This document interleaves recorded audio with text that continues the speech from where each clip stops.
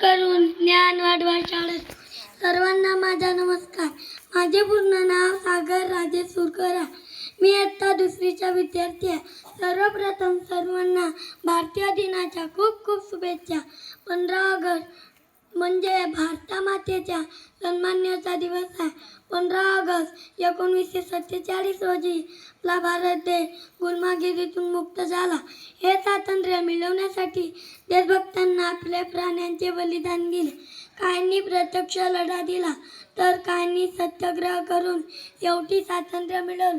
त्या सर्व शूर देशभक्तांमुळेच आज आपण आनंद घेत आहोत. आज आपल्या देशानं कृषी, विज्ञान, शिक्षण, खेळ सर्वच क्षेत्रात प्रगती केली आहे. तरीही महागाई, बेरोजगारी, भ्रष्टाचार, आरोग्याच्या समस्या आहेत. म्हणून सर्वांनी एकत्र होऊन भारत देशाला प्रगत केले पाहिजे.